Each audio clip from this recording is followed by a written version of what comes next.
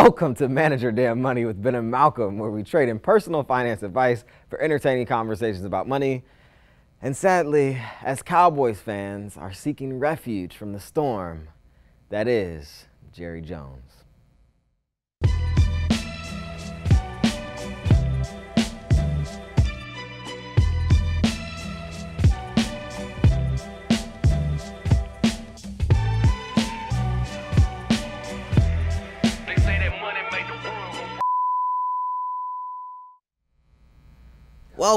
Welcome world to another episode of Manage Your Damn Money with Ben and Malcolm. I am Ben Carter and I'm joined here by my wonderful and trusty host, Mr. Malcolm Etheridge. Malcolm, what is going on, man?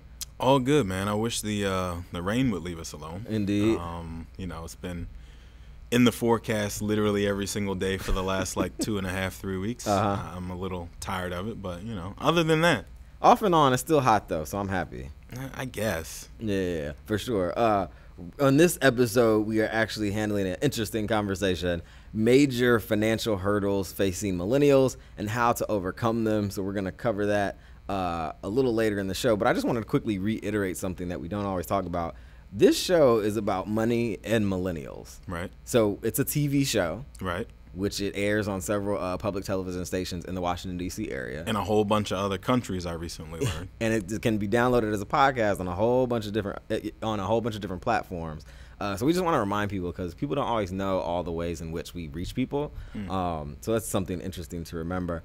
But before we move on to the topic at hand for today, it is now time for headlines. The headline for this week, Malcolm: when it comes to inequality, these 5 states are the worst. This was a July 2018 piece on CBSNews.com by Amy Peachy. America is heading for a level of income inequality that it hasn't seen since 1928. Yet the richest residents in 5 states and 30 cities have already surpassed that threshold, according to a new study. Unequal income growth since the 1970s has buoyed the fortunes of the top 1% of income earners, widening the income inequality in every state, according to a study by the Economic Policy Institute. Across the country, Malcolm, the top earning households took home 22% of all income in 2015, the latest year for which the IRS has data. That's just 1.9% points lower than the 1928's record share of the 23.9% of income. But that 1928 peak has now been surpassed by New York, Florida, Connecticut, Nevada, and Wyoming. Wyoming. Okay. It seemed random, but I think there's a reason for it. Metropolitan regions that have leapfrogged over the 1928 record include Jackson, Wyoming, which is why it's on there. I think it's a resort town where Jackson Hole is. Okay. And the Naples, Florida, which is also a popular retirement location. So those kind of explain those. The trend represents a reversal of what's often considered the golden years of the U.S. economy, the decades following the World War II. While the country was hardly equal during those decades, greater gender and racial bias was widespread. Income growth for both poor and rich grew at the same pace. So back then there was like an even incline, whereas now it's just like one is outpacing the other by a whole lot. Yeah. And if you're wondering what it takes to be in that 1% that we always talk about, as Americans, you need to earn at least $421,000 in annual income to break into the 1%. Yet in some states, residents will require much more to be considered among the top 1%, such as in Connecticut, where the threshold stands at $700,000 to be considered a part of the 1%. That's about what I figured. Yeah, in Connecticut. About $1 million a year, roughly, in income is what I figured. Right. So, Malcolm, some of these cities are driven by wealthy people moving to resort towns. Is this something that you see in wealth management industry in terms of people moving to certain cities or places based on like retirement plans? In the last 18 months, I've had 2 clients move to Florida. Oh, wow. Which is kind of the stereotypical thing that you do as retirees. It's like extreme. But part of it is because of the tax-free, the state income tax treatment where you don't pay any. Okay. Texas also is another desirable place where folks who would have moved to Florida are now moving to Texas, Houston, and Austin as retirees for the same reason, no state income tax. Okay. So it is kind of common. I don't know that people in this D.C. area move that far south as often. Right.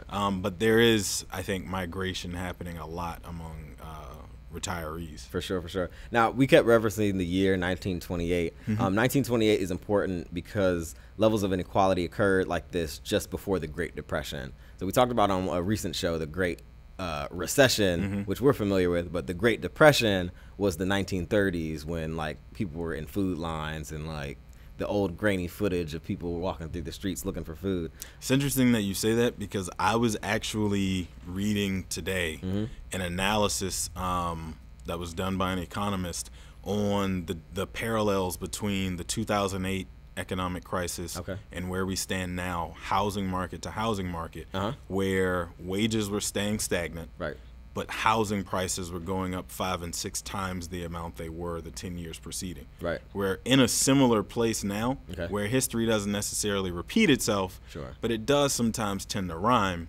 And in this case, we're starting to sound a little synonymous. So it's interesting that you say that, and I'm keeping an eye closely on that.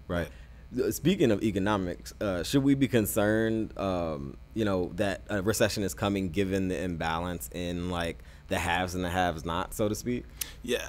So a recession is inevitable because the economic cycle always goes through these peaks and valleys, and every 8 to 10 years there's another top and then a bottom and a top and a bottom.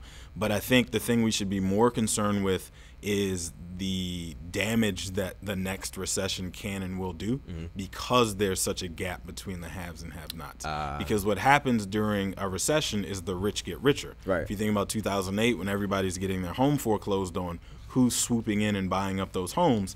Folks that have idle cash sitting on the sidelines and can afford to buy your house for pennies on the dollar, sit on it for 5-6 years, however long it takes for the economy to turn, and then make a profit off of your misery. So the people who've had the ability to do that through every crisis, the dot-com bubble, the Great Recession, whatever comes next, those people have gotten richer and richer. At the same time, people have gotten poorer and poorer. And so that disparity, I think, is what draws a little bit more concern. I don't remember the exact statistic, but it's something like 85% roughly of all of the stocks that are out there in the market to be held are held by the top 1%. Oh, wow. So 85% of all of the asset that goes up with the broader market is held by the people who have the capacity to earn money on their money, while everybody else is still kind of fighting for that other 15%, let's call it. So that disparity, I think, is something to be deathly afraid of. But I don't think enough noise is being made about that just yet because Do you understand the direct correlation? Because I know I don't. The direct correlation between people who don't have a lot of money and the people who are making a whole lot of money, and what that suggests in terms of a recession? Or am I not making clear what I'm saying? Maybe ask it a different way. You know what? I'm just gonna skip it because I really don't know what I'm asking. Okay. So we want to remind people you're listening and watching Manage Your Damn Money with Ben and Malcolm.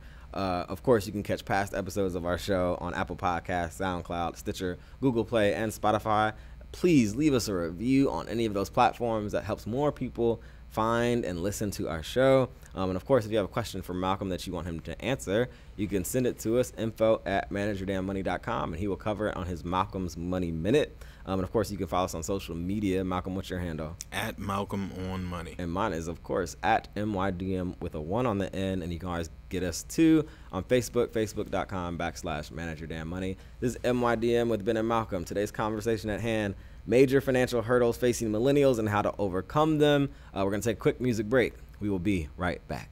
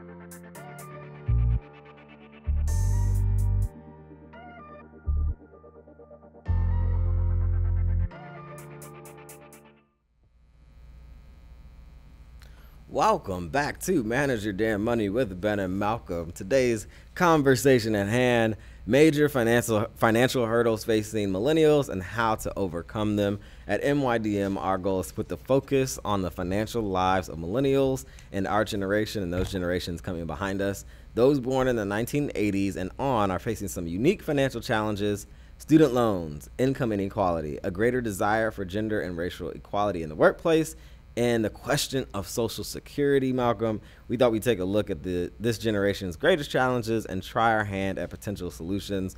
So this is an interesting thing, Malcolm. We know it's a whole lot of things that face millennials as a generation, and why we're, potentially struggling and how we can get over that. An article that we pulled for this episode, millennials really do have it tougher compared with 1997. The article headline reads, this is a July 2018 piece on Philly.com by Aaron Averdlund. We have some difficult names of the articles that I pull on this show. I don't know what that's about. That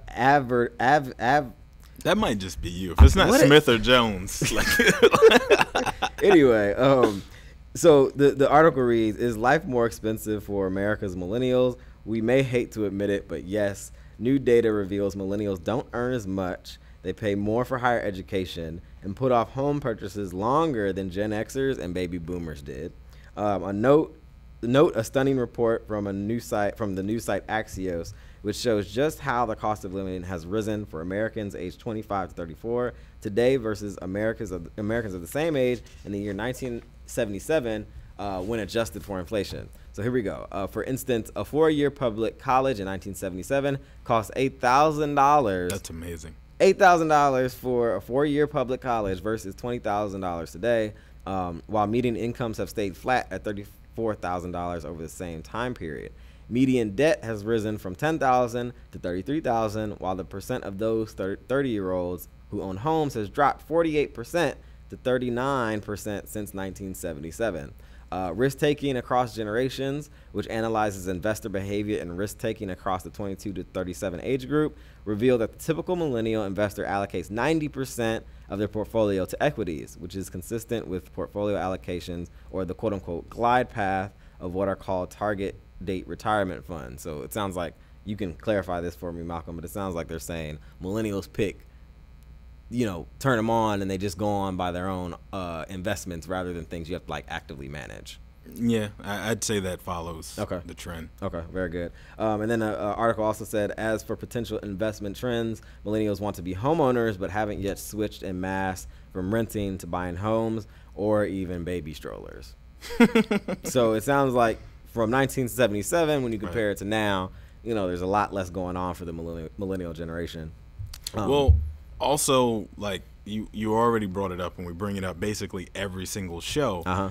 That huge burden that is student loan debt tends to delay all of the rest of life's milestones. Absolutely. So as you're paying off, 5-6 figures of debt that you incurred before you even got a chance to make any money, it's got to delay everything because you've got to get a chance to get your feet planted and really understand what's going to be your strategy for getting out from under this burden before you can even bother to have the audacity to think about taking on a second commitment or a second obligation. That's true. So another article that we pulled for this show, money is on our minds. Millennials attempt to stay afloat amid student loan debt, as Malcolm just mentioned. This was also a July 2018 piece on WTOP.com by Teta Alim, and it actually focused on D.C. because this is the area that we live in. D.C. is number one amongst U.S. cities with the highest median student loan balance at $22,000 total, according to data from LendingTree. And around 10% of loan holders in D.C. owe over $100,000. So that was amazing to me. That's pretty crazy. That D.C. specifically, what makes people decide to flock here and bring their millions of dollars of debt with them? I don't know, Malcolm. I don't know. But Kristen Shannon, who was actually profiled in the piece, decided to move to D.C. in 2016 to cut her commute and be closer to a job. The 25-year-old has under $23,000 or just under $23,000 in loans left to pay after graduating from American University 3 years ago. She said, "I always try each month to pay a little bit over. I have the income driven plan, which means she's not paying at the rate she's supposed to. It means it's like slightly reduced because she's, doing based on her income. Right. I try to budget a little bit more, she says, so it covers more than the principal and gets to the interest, she said. This year, outstanding student loan debt across the U.S. has grown to 1.5 trillion. So it's recently been 1.4, but now we're at 1.5 trillion outstanding debt. Well, because the interest on that trillion number is going to creep up a lot faster than it did when it was 1 trillion or 500 billion or some other ridiculously high sounding number. The power of compounding interest. Right. About 1 in 4 adults under the age of 30 have student loan debt. And those with a bachelor's degree owe a median of $25,000, the Pew Research Center found. For those in their 20s who are starting out and making an entry-level salary in D.C., paying rent and having enough left. Impossible. Yeah, basically. As a person who's been there, done that, impossible. And I think I've shared my metro fare skipping stories when I first got my first job in D.C. And like, skipping through the metro line to get on the train was like somebody on a Netflix that was a way of life TV special that actually happens. And then the article went on to say although there are plenty of job opportunities in DC and the potential of earning a high salary can attract millennials, someone said in the article that the cost of living and student loans can quickly make the huge dents in what they're taking home. So you can't even really enjoy the full benefits of the salary that you're making because of what you're paying to be here. Wait till Amazon moves to DC and watch it, how much worse it gets. Anyway, nearly 60% of those surveyed in the quote-unquote Millennial Index earning less than $50,000 a year say they're living paycheck to paycheck, and even those earning between $50,000 to basically $100,000, nearly 60% surveyed said they still find it hard to make ends meet. Malcolm, what are these things and these ideas and thoughts and stats making you feel just off the break? So here's something not completely unrelated, but a different perspective that we never talk about because who cares about the big guy. I'd be curious to see how the actuaries who work for Sallie Mae and Fed Loans and Navient and those people, how much have they already decided we're never going to see this money again? Like, what amount of that $1.5 trillion that we keep talking about they basically said, let's go ahead and write it off because it's never coming back to us. Right. And then what percentage do they actually expect we're going to be able to collect on this? Right. But it's going to be 10 years from now, 20 years from now, 50 years from now. Right. Like, I really want to see what those projections look like, just out of intellectual curiosity. Someone should do a documentary or at least a special report on that exactly. And I imagine there's plenty of people on Twitter every day that are like, I'm not paying it. I give up. I give up. Like, literally, I can't do it. Not doing it. I give up. So, the documentary would just be a long, drawn out feed of people's Twitter and Instagram posts that are like, nope, done, tapping out, can't do it. That's funny. So it'll be interesting to see how it all plays out. But that's really what my curiosity tends to bend is how much of this money will they actually see? That's an interesting thought. With interest. For sure. Another interesting element of the world that millennials are living in specifically is a really different economy from back in the day, so to speak. So back in the day, you can get a job at a factory or somewhere and know that you'd be working there for like 15, 20 years, right? Now, the way that work works, people typically stay places for shorter stints. There's also the fact that the economy is different. There's this whole gig economy. And then so your benefits and your income might not be as secure as it was a generation or two ago. American businesses also don't care about their workers the same way they used to. Right. Or if they didn't care before, they sure do show it a lot more now. So if you think about like pensions aside, right.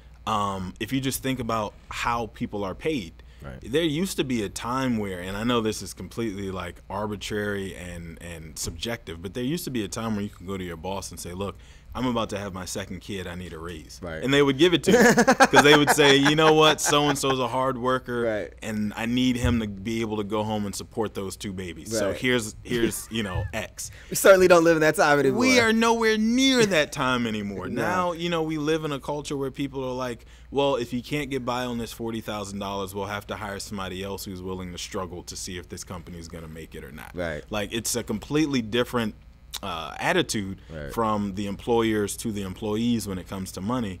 And I think that's also part of the challenge. Like, they care a lot more about adding to their stock price, their share price, than they do about having happy, productive workers walking through the door every day. Right. What are we were talking about student loans, and you just mentioned how much of that student loans will actually be repaid one way or another. What are some structural or legislative solutions to the student loan debt issue? Because some people are doing it themselves by deciding to go to like community college or deciding to go to the cheaper college. But what are some other things that need to happen in order for that to like something to be different there? I don't know, because I think, like, if you think about the fact that, like, Congress got hung up on health care for everyone, health care for some, health care for none, right? And the people who are actually designing this law are people in their 50s, 60s, and 70s who really should care about health care. Right. So if you think about trying to convince that same body of people to care about something they have no dog in that fight whatsoever, student loans, it's going to take until we ourselves are the 50, 60, 70-year-old people in Congress who care about student loans, because you still have student loans from 20 years ago before you got into Congress. So that I think is the only way that actually people take up the mantle and say, let's do something about this, because I don't want to die and have Sally Mae show up at my funeral to make sure I'm dead. Like, I want to get this thing figured out now. I think that's the only time it really matters, is when we're old enough to be the politicians who en masse are designing the rules for what happens with old student loan debt. That is hilarious. It's hilariously sad. Yeah, it is a little bit, but it's actually quite possible that you'll see Senator Ben like, we need to do something about these loans. We need to do something about this bill I just got. Right. What are we going to do about this? So here's the thing, though. So I just was watching coverage of the mayor of San Francisco, the lady who just got elected. And she was talking about the fact that she doesn't own property in San Francisco. She's made six figures the last like 10 years of her career, and she can't afford to own property because of student loans first, but then the outrageous cost of housing in San Francisco. The new mayor down in Atlanta, same thing, or she's a candidate running for office in Atlanta. She's got $100,000 in student loans, and people were trying to blast her, saying she shouldn't be allowed to be a representative of other people because she's got $100,000 of outstanding student loans. And she's saying, well, how else was I supposed to accumulate the education to be able to lead you people to become a mayor? Right. So it's this imbalance between, again, the haves and the have-nots, like we keep coming to, where folks are like, oh, well, you're immediately disqualified if you have student loans. I think as we get older and they become more the norm, people are like bringing their student loans to Congress. Like, you know, we're gonna have to figure this out, because I gotta retire one day. Right. Take your student loans to work day. So real quick before we go to our first music break, what are the personal actions that can be taken for people to like attack their student loan debt, just outside of the grand scheme of things, but just with them? Like, what are some like tried and true ways to start making a dent in them? Well, I think for one, just taking it as seriously as it is. That's a big deal. Like, you know, you often talk to folks who are like proud of their deferments into their 30s and 40s. Yeah. And it's like, okay, you've deferred paying the interest on this thing for all of your as long 20s as you possibly could. Right. At some point, you've got to actually get serious about paying it, paying the principal itself, because it's proven to you that it's not going away. Right. But there are people who I know personally who like make a game out of figuring out ways to make a case to get deferred for another year, and then another year, and then another year, and now we're in our 30s, and then we'll be in our 40s, and they're like, so I think the first thing is you've got to actually get serious about having a plan and a desire to just get this monkey off your back. Like, you can't just continue to look at it and go, that's tomorrow's problem. Indeed. And I know that taking it seriously is a big deal, because I didn't take it really very seriously early on in my adult years. Not that I didn't take it seriously. I also was broke. But I didn't take it seriously. Can't get blood from a stone. Can't get blood from a stone. But you definitely do need to take it seriously. And once I changed my lens on that, I started getting more aggressive where I could be more aggressive. So interesting stuff. That's one hurdle that millennials face. And hopefully that's just a little bit of what people can do to actually do a little bit better with that. But before we go to a music break, I want to remind people you can always catch past episodes of Manage Your Damn Money on Apple Podcasts, SoundCloud, Stitcher, Google Play, and Spotify. And of course, please leave us a review on any of those platforms. That helps more people find our show. If you have a question that you want Malcolm to answer during his Malcolm's Money Minute, send it to us, info@manageyourdamnmoney.com. You can always catch us on Instagram and Twitter. My handle's @MYDM1. Malcolm, what's yours? @MalcolmOnMoney. And of course, you can catch us on Facebook, facebook.com/manageyourdamnmoney. This is MYDM with Ben and Malcolm. We will be right back.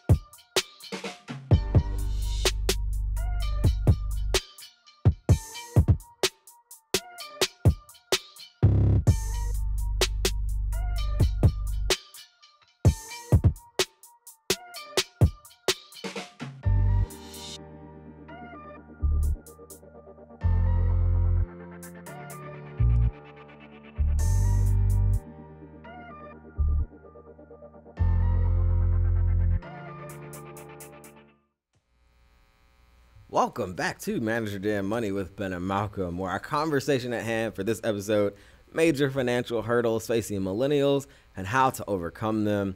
Malcolm, another subject that we have to talk about inside of this episode, retirement in America has come to represent a financial life well played in America. My grandparents have been retired for longer than they ever worked, but the length of one's retirement... They won the game. They won the game, I think. But the length of one's retirement isn't always an indication of their financial planning prowess. Sometimes it's a sign that more support was given by former employers and municipalities to support that retirement. The question from a little millennial generation, when it comes to retirement, is will we be able to retire at all, or will we be sentenced to waiting tables or becoming elderly baristas when our technical skills have gone out of date? So interesting question, Malcolm, because we talk about this all the time. The first story that we pulled for this, will Social Security be around for millennials? And this was a July 2018 story from our friends at themotleyfool.com by Mari Bachman. And first of all, I guess we should explain what Social Security is. If you look at your paycheck, some money's taken out for it every paycheck, and it goes into a account with the government. And then you're basically paying into a system that pays old people on the back end once you pass. What is it, 65?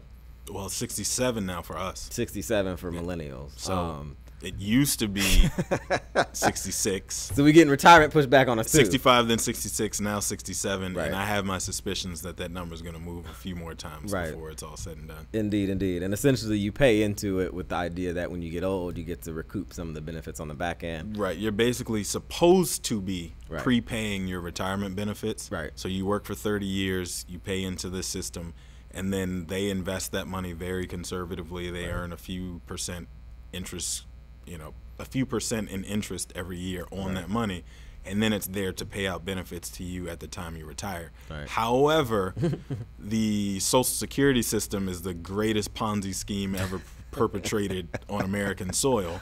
It just happens to have been perpetrated by the American government, so you don't hear it called by the name that it actually is. Right. For those of you who aren't aware, a Ponzi scheme is when you take one person's money, promise them investment returns, and then actually pay them with the money you receive from the next person behind them comes as in. a new investor. That's essentially how Social Security is working right now. Right. So the money that you and I are paying into the system is not being invested on our behalf for 30 years from now when we are ready to retire.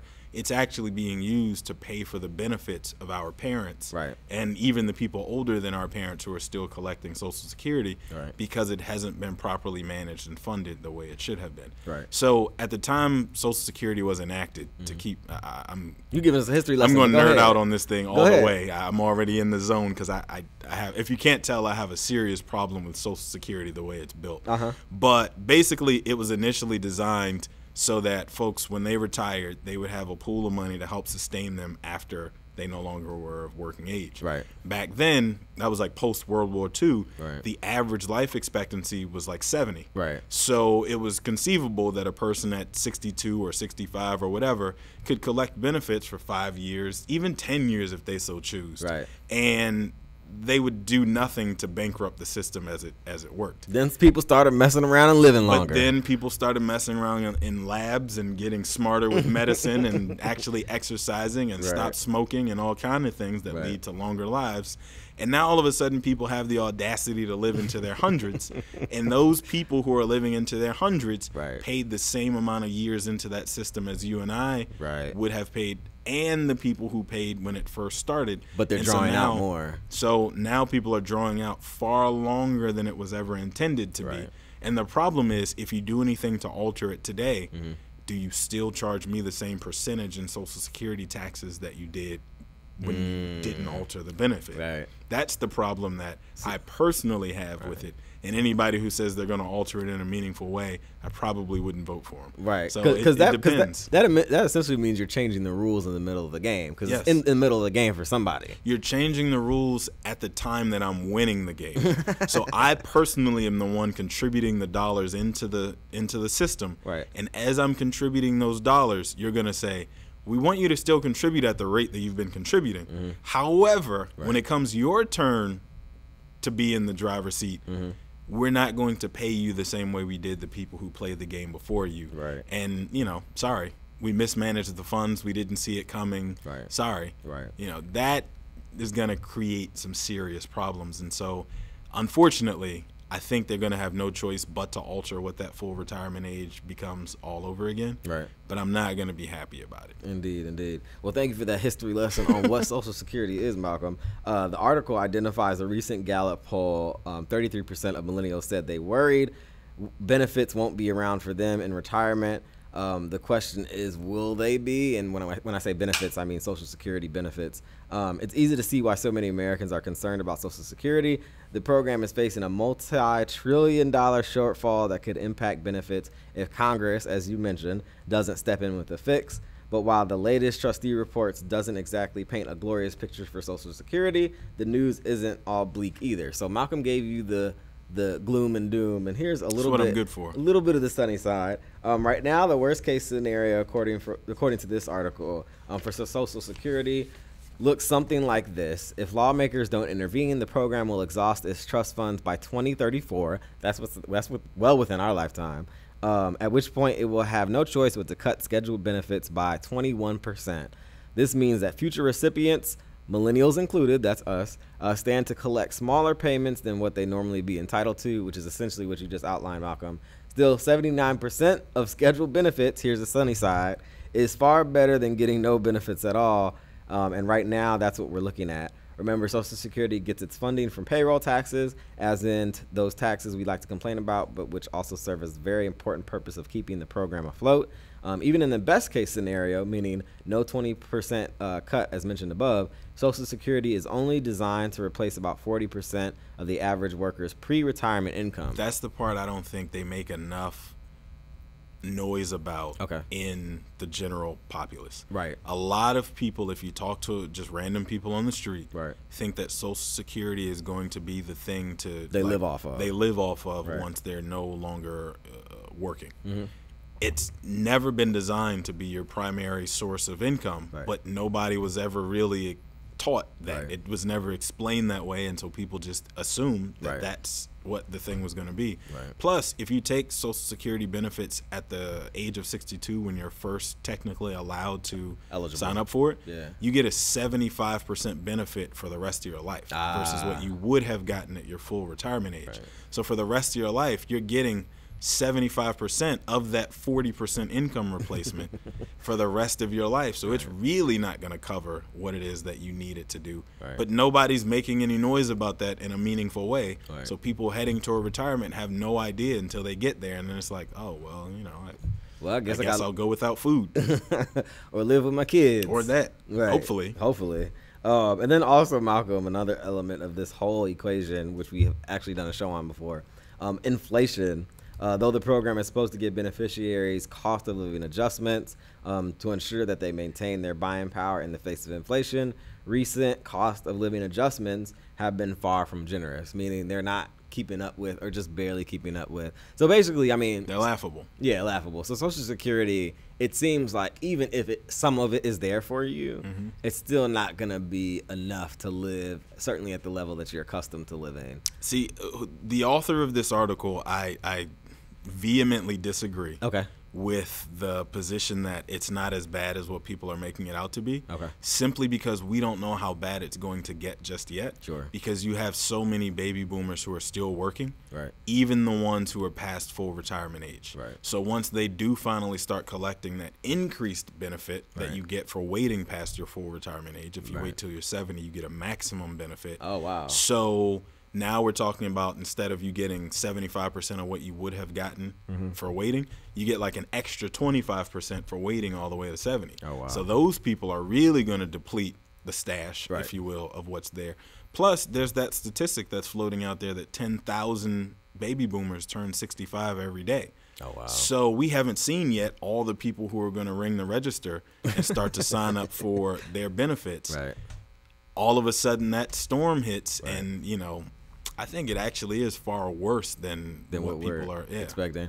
Well, if you're curious about your own Social Security benefits, you can actually go online. Just Google or something. It's ssa.gov. There you go. Yeah. And you can look at what your projected benefit would be based on like your current salary. Yeah, do you put your Social Security number in there? You do have to put your Social Security number in there. Okay, I think I've done it once. Ironically, I actually looked at this recently out of curiosity. It's so sad. It is so sad. We can't live in DC on that, I'm sure. I can't live in Texas on that either. Like I can't remember the exact number, but it was like $20,000 is what it's projected to be, and that's an inflated number for when I'm 67 years old. For inflation, $20,000 doesn't even cover a year's worth of rent in DC. Yeah. So, like you said, I guess I'll be living with my kids. So, yeah, you might maybe you have to move to Wyoming or something like that. Something like that. Also something else that's interesting that you kind of touched on earlier, and I always bring up about my grandparents: the elimination of pensions and worker-sponsored retirement benefits. This is another challenge when it comes to retirement. Old school benefits programs, when you work for 20 years and your company will pay you in your retirement, even when you're not working, have almost completely disappeared. Public service is like the only place where you can get those kind of benefits beyond the time served. Just ask your Congress people. They have a wonderful benefits package. They'll write that out, too, on their way out the door, I'm sure. Oh, that's a main reason why people want to be senators and Congress people, because that benefits, the longer you serve, gets better and better. And it's for life. Absolutely. So those are the people depleting those resources. Isn't that ironic? For life. Millennials don't have any kind of long-term savings being contributed to their pot beyond what they or their families can contribute. So my grandparents, which I always use as an example, they still get paid by municipalities that they work for in California. And I didn't know that. I used to think that my grandparents did some amazing financial planning. Like, oh my gosh, they must have saved every single dollar and dime. They were born at the perfect time. That was their savings.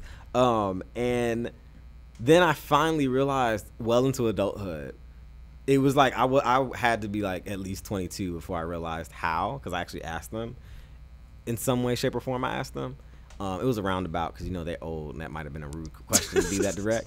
But we talked about it, and they're still getting checks from whatever institution they used to work for in California. That's not around for our generation. Well, so also that kind of makes the same point I was making before about the average age expectancy changing. Right. So at the time those companies put those pensions in place, you know, your big car manufacturers, Ford and Chrysler and I can't remember, Chevy, General Motors, when they put those things in place in, you know, the 40s and 50s up in Detroit, they were putting pensions in place for even their factory workers, their line workers. If you work here for 25 years, 30 years, we will take care of you for the rest of your life. Well, those people went on to live till 80, 90 years old, which is something that their accountants, their actuaries didn't actually plan for properly. And so those companies almost went bankrupt several times over. Airlines, same problem, trying to account for, well, how do we even bother to pay for all the people who've retired from here while we're still trying to figure out a way to sell cars for $20,000? And conceptually, it sounds like a ridiculous concept to actually pay somebody for time that they're not actually doing anything for you. So maybe that idea was flawed, and maybe retirement as a whole is flawed. But that was the only way to get good workers to be willing to come work for you. And stay long term. That was the thing that made you competitive, and it also was the reason that folks had 30 and 40 years careers with one employer. So, you know, where you get all these HR folks that complain all the time that nobody wants to stay at their job longer, millennials are degenerates who just keep jumping job to job to job. Well, you know, I'd be interested to see if that pension plan was never put in place, how often our parents would have gone out looking for more for more opportunity as well. That's true. So, question for you: with the scenario that we just laid out, with, you know, Social Security lacking, not at the percentage that you would need, what do millennials need to do to prepare themselves for that future moment in the future when they're, you know, becoming an old person and they want to retire? Well, for one thing, I in my practice have stopped even using the phrase retirement when talking to people younger than 50 years old. I use the phrase work optional, meaning I ask them, at what age would you like work to be optional? That's a totally different conversation, saying, when would you like to be at a point where if you don't want to walk out of the door today, you don't have to, but you're still doing something. So that work you're doing, it's optional when you do it and how you do it, but you still need to do it. Versus, I'm going to get to 65, I'm going to put in my, you know, retirement papers, and then I'm going to cool it for the next 30 years. That conversation it falls on deaf ears when you talk to a 30-year-old person about retirement in the traditional sense. And so I think just framing your mind around what it's actually going to be is the first step that's most important. And that actually takes me back to how I opened this with talking about, you know, becoming, you know, 65-year-old baristas. That is like actually a potential reality for our generation, where you're not going to have the hard stop. I'm retiring. I got out the game. I'm done. Like, it's not necessarily going to be like that for us. It's probably going to be more of a, like you said, work optional or work less, more than likely in a space where they just need your body to do things, provided those kinds of jobs are still available. But nobody wants to work nights and weekends. So that's going to be interesting, that mad dash to not be the one working nights and weekends. What do those jobs look like? For folks who are retirement age but not retired. That's true. So you kind of alluded to it. What is the wealth management industry saying about millennials and retirement? They don't know. I mean, I consume as much as I can possibly read on the subject, because I'm trying to form my own like hypothesis too, to be candid, and nobody really knows, because this is a brand new problem. So everybody wants to use the mindset of we've got to get there before the problem exists. But the people who are trying to figure out and make those decisions a lot of times are the people who are in the way and, you know, have the pension and the Social Security fully funded and all that to draw on. So it's not really as much of a necessity to figure it out. So unfortunately, I think it's one of those things where you plan as best you can. You tell millennials, you know, save as much as you possibly can into your 401k plan. If your company doesn't have a 401k plan, my personal advice, find a new job. Aside from that, maybe you contribute to an IRA. If you have a 401k plan, you're already maxing that thing out, and you still have enough left over to be able to say, what do I do after that? Then you also contribute to an IRA, because literally it's going to take as much as you can possibly save to solve, you know, help close that gap. But until, we get a little bit further down the road, meaning like 15-ish years, we really don't know yet what it's actually going to look like. Should people consider scaling down their cost of living and like their standard of living to save for this future moment? So I mean, that's always going to be the case. The less your monthly expenses are, the less your take-home pay needs to be. Sure. So, the adage, it's not how much you make, it's how much you keep. Right. The easier you are on yourself and your budget, right, the easier it is to kind of stomach this. Right. The only caveat to that is going to be when you live in a very high cost of living place like a DC, a New York, a California, whatever. Right. The only way you make the money you make is to live in that place where that job is. Right. And so then how do you, square that circle where I'm here to make this money, but I can't do anything extra with this money because it doesn't go very far where I am. Right. That then becomes the issue. So maybe the answer is a lot of remote working situations where I can move to West Texas or Nashville, Tennessee, or Charlotte and work remotely for a company that's based in San Francisco or DC or something, but still live like a king in my lower cost of living area and be able to save that way. Maybe I just solved the problem on accident. That sounds like a good solution. I haven't heard that one yet. So that might be it. Hey, who knows? Look, remote work for everybody. There you go. There you go. That'll solve a lot of issues. We want to thank you for listening and watching this episode of Manage Your Damn Money with Ben and Malcolm. I want to remind you can always catch past episodes of our show. You can simply download our show as a podcast on Apple Podcasts, SoundCloud, Stitcher, Google Play, and Spotify. And please, please, please, please, please leave us a review on any of those platforms. That helps more people catch our show. If you have a question that you want to send for us to send the show, or if you have a topic you want us to cover, send us to us, info@manageyourdamnmoney.com. And if you have a question for Malcolm, you can send it there as well, and he'll answer your question on Malcolm's Money Minute. You can always catch us on social media, on Instagram and Twitter. What's your handle, Malcolm? @MalcolmOnMoney. And of course, mine is @MYDM1. And you can always catch us on Facebook, facebook.com/Manage Your Damn Money. Thanks once again to our team here at Montgomery Community Media for another excellent show. Until next time, be good with your money. Peace. Peace.